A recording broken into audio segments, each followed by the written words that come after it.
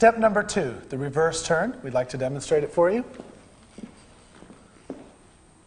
We have slow, quick, quick, slow, quick, quick. And from a different angle, we have slow, quick, quick, slow, quick, quick. And now I'd like to talk to the men about their technique. So gentlemen, first of all, we have come from, let's say, a feather step position. So we already have a pendulum type of swing action. So as we lower through our right leg, we're not only going to use a range of motion, but we're also dissolving our sway from this prior figure. So as you can see, I'm not only rotating through my range of motion, but the angle of my body is dissolving to a neutral position. And now, of course, as I go to my left foot, the object is, because we're turning to the left, I must place the lady to the inside of turn. If I place her to the inside of turn, it makes it much easier for my body to simply rotate around her. If I simply just lower and stay square and stay on the same alignment, it's much more difficult to go around the lady. So, very, very important. You use your range of motion, dissolve the sway, and you place the lady to the inside of turn. So if I dance this towards the camera, you're going to notice that my track and direction is starting to go forward through an arc, which is to the left. Okay? Now, from this point, I'm now leading a heel turn. And what distinguishes this heel lead that is different from, say, a feather step heel lead, or later on when we cover the 3-step, is that because it's a heel turn, I must have an early rise. And that rise, as I step heel toe and gradually and subtly roll up through my foot, will cause her to bring the feet together. So it's a very easy exercise, gentlemen. What I'd like you to think of is just simply just step heel toe and just start to roll up through the toe. So by the time you place your next step, you're already, we'll say, 3/4 of the way up. So there's just a little bit more rise to go as you change weight to your right foot. So I'll try that from a different angle. So we've got heel toe. I start to roll up through the foot, continuing to shape my body leftward and dance on to the next step. Now, as I dance through the rolling action through my left foot, I'm now converting my action to a sway or pendulum action. So we have rotational swing, placing the lady to the inside of turn. I roll up through the foot, leading the heel turn. My angle through the hip, my left hip is slightly lower than my right, converting into a pendulum action or sway. Now I continue turning, quick, quick. Now at this point, I'm going to leave my body slightly and very subtly underturned, because I want to be careful not to pull my left side away. And I want to be in a position where I can use a range of motion for our feather finish action, which is what we call the very end of the feather step, or the reverse turn, excuse me. So from here, as I lower through the leg, I'm going to dissolve the angle of the sway that I've achieved in the beginning of this reverse turn. Now as I lower, I'm going to use my range of motion, dissolving the sway, and I'm going to go to the inside of turn. Now this is very important because I have the lady on the outside of turn. So I'm going to turn to a different angle for you here. So I have slow, quick, quick. Now if you'll just watch me as I lower and change, you're seeing that I'm going to the inside of turn. Right? At this point I will connect my right hip down. It'll be a little bit lower than my left. So I'm thinking shoulder, hip, and foot. I'll try it from a different angle. We have slow, quick, quick. Now watch, as I lower, I use my range of motion, dissolving the sway. I'm changing to the inside of turn. Now it's at this point I am then going to convert it into a pendulum action. So I'll try it from this angle. So as I move back, I lower and rotate, connecting the axis point. I allow the left leg to swing out ahead, and I have my quick, quick. And of course, at the end of the bar of music, the lady will be extending her body and her head through a slight curve. And then, of course, as we lower down, we come through that range of motion for the next figure.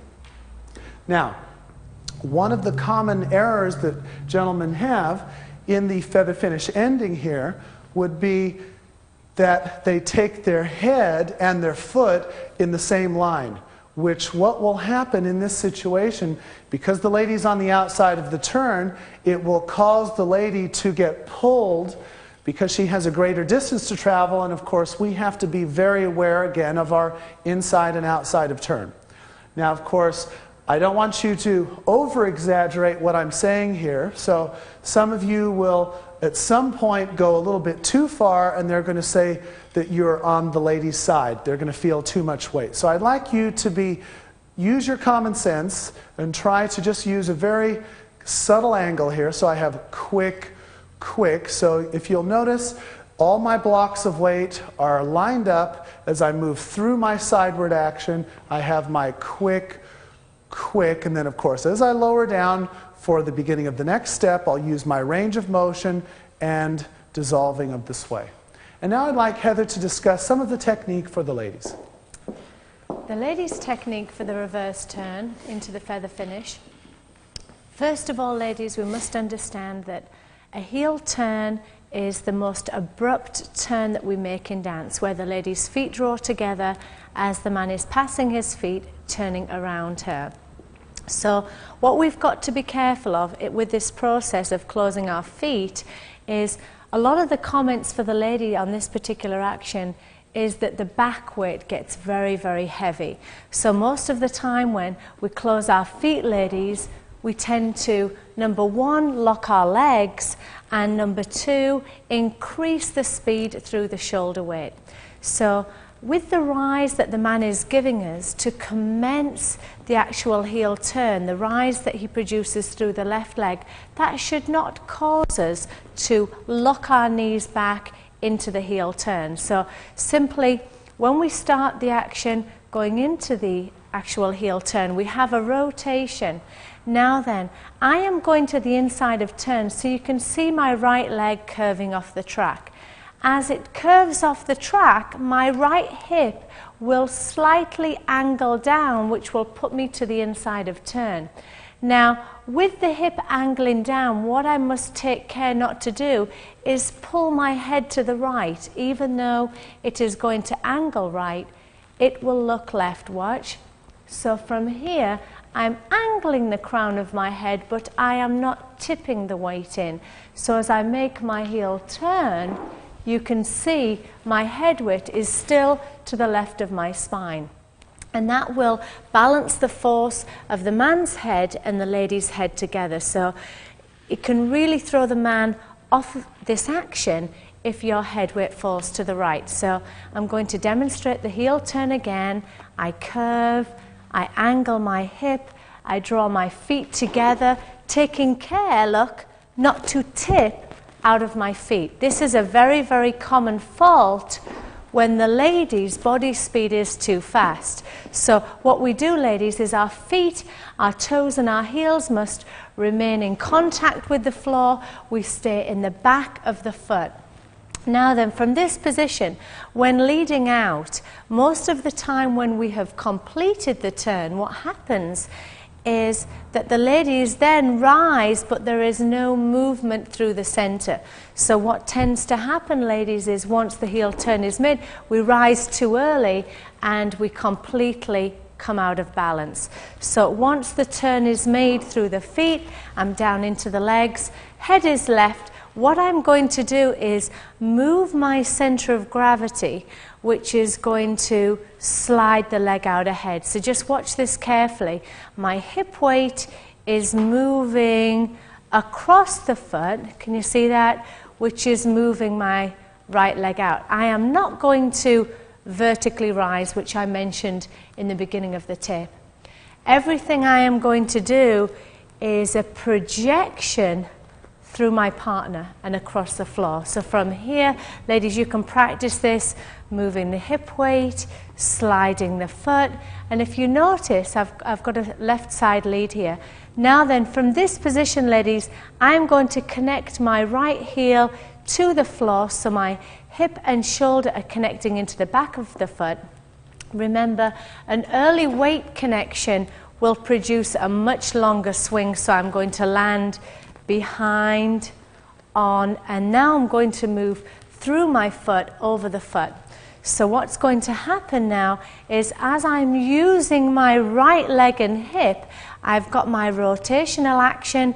I am on the outside of the turn, and by the time I land on my left foot, my left hip will be slightly lower, putting my head weight into the man's right side to prepare for my feather finish. So I'll just show you that again.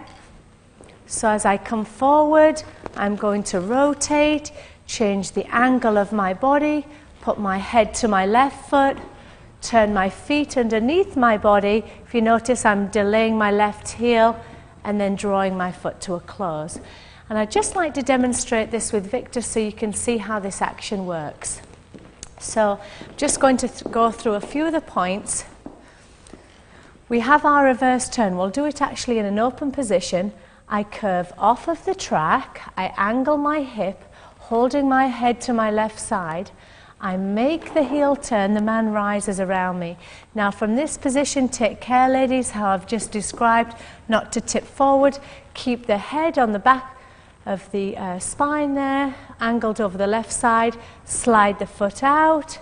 We continue with our range of motion, turning the center to the left, passing the feet underneath the body, body turns less here, and then we complete the action, drawing the feet to a close. We have both of us just discussed with you the angles through our ranges of motion and sways. Now again, when these are done at the incorrect time, I'd like to just demonstrate, this would be the incorrect method.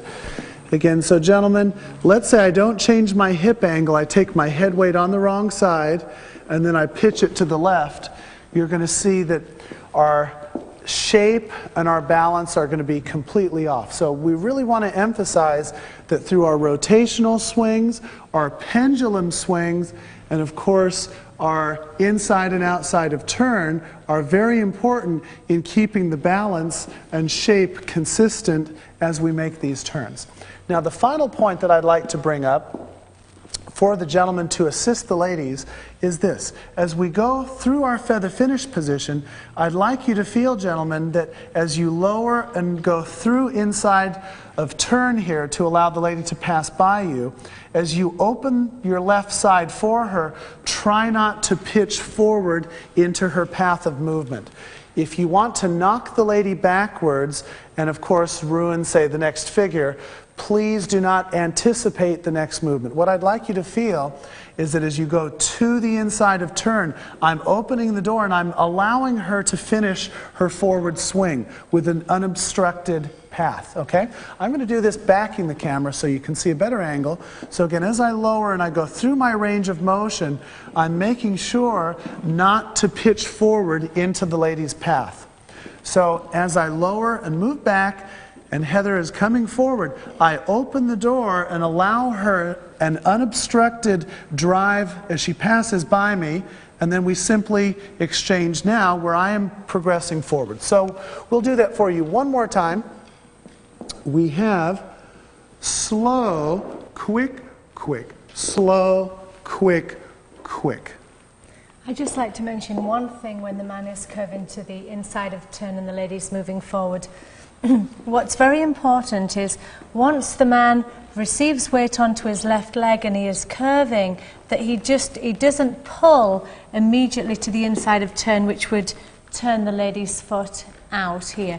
Because what tends to happen is when we talk about inside and outside of turn is the center stops and the man curves, then the lady's spine gets pulled across. So if you notice when Victor is moving back and he is curving, his center is still moving as he actually curves off the track. He doesn't immediately fall to the inside. Okay, so we'll just do that one last time. We have slow, quick, quick, slow, quick, quick. And that is the reverse turn.